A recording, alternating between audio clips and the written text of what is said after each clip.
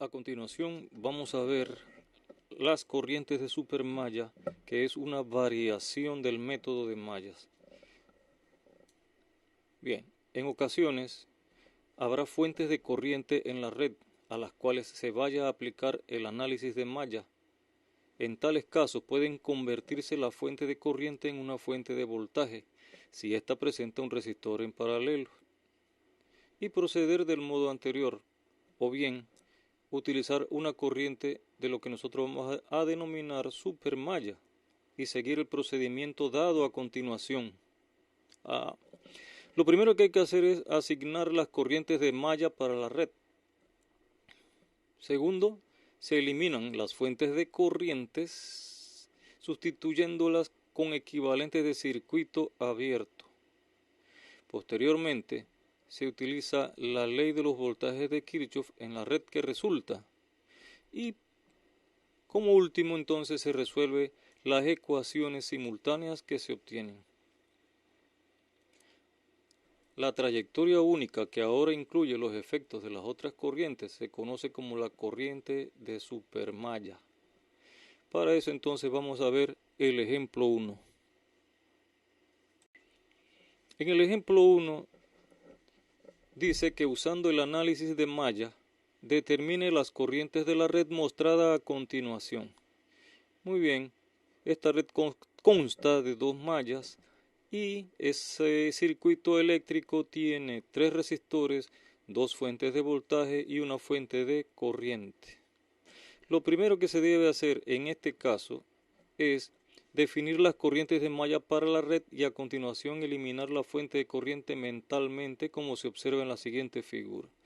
Muy bien, como dijimos, se define las corrientes de malla. Aquí estamos definiendo entonces la corriente que se llama I1 y acá estamos definiendo la corriente que se llama I2 en sentido dextrógiro como lo explicamos en el problema anterior. Posteriormente, ¿qué se va a hacer? Usted va a eliminar esta fuente de corriente, quedándonos entonces en un circuito abierto tal y como se muestra en este diagrama. Como usted puede ver entonces, en el circuito que queda aquí, hay una gran corriente que nosotros vamos a llamar la corriente de supermalla, que es esta que está señalizada a partir de aquí con unas líneas punteadas. Muy bien, pero por cada resistor pasa una determinada corriente. Por ejemplo, en el resistor R1 pasa la corriente I1, lo mismo en el resistor de R2. Mientras que en el resistor R3 pasa la corriente I2. Muy bien, que eso quede claro al momento de resolver este problema. Quiere decir entonces que me queda una gran malla, que es la supermalla esta que está aquí con líneas punteadas. Por lo tanto entonces vamos a aplicar la ley de los voltajes de Kirchhoff a esa supermalla.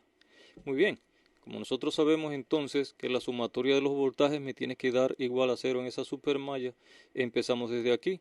Entonces aquí voy de menos a más, por lo tanto me queda más 20.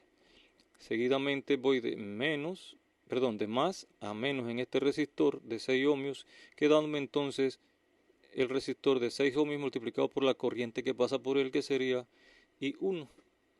Bien, lo mismo pasa por aquí, voy de más a menos, un resistor de 4 ohmios multiplicado por la corriente I1 también. Seguidamente voy al resistor R3 de 2 ohmios, voy de más a menos, ponemos el signo menos, y ese resistor vale 2 ohmios, lo multiplico por la corriente que pasa por él, que es I2. De aquí pasamos a la fuente de voltaje E2, que va de menos a más, por lo tanto entonces sería más 12 voltios y esto me da igual a 0. Si nosotros reescribimos correctamente esta ecuación, entonces me va a resultar esta ecuación que está aquí. La otra relación que tenemos entre las corrientes viene de la siguiente parte. Si usted se da cuenta, aquí en esta parte tenemos una fuente de corriente. Si nosotros redibujamos esa fuente de corriente aquí afuera, entonces nos quedaría de esta forma. Pero por esa fuente de corriente va pasando una corriente para acá abajo que se llama I1 y la corriente para arriba que se llama I2, ¿cierto? Pero entonces el valor de esa corriente de la fuente es de 4 amperios. Quiere decir entonces, y mírelo con mucho cuidado aquí, la corriente I1 que va para abajo tiene la misma dirección de la fuente de corriente. Así que entonces yo podría escribir esa como positiva. Yo podría decir que I1, como la corriente I2 va para arriba en sentido contrario, la pondría negativa. Entonces me da que I1 menos I2 debe ser igual a 4 amperios, ¿cierto? Entonces yo podría escribir que I1 debe ser igual a 4 más I2, así como aparece en esta ecuación que está aquí, que le explicamos allí en su folleto. Así que yo podría tener entonces ecuación número 1 y ecuación número 2, que entonces deberíamos nosotros resolver. Finalmente, como nosotros sabemos resolver ecuaciones simultáneas lineales, podríamos encontrar el valor de ambas corrientes. Resulta que I1 me da 3,33 amperios e I2 me da menos 0,67 amperios. Una vez calculados estos valores de las corrientes, yo puedo calcular el voltaje en cada uno de los resistores que conforman este circuito, ¿cierto?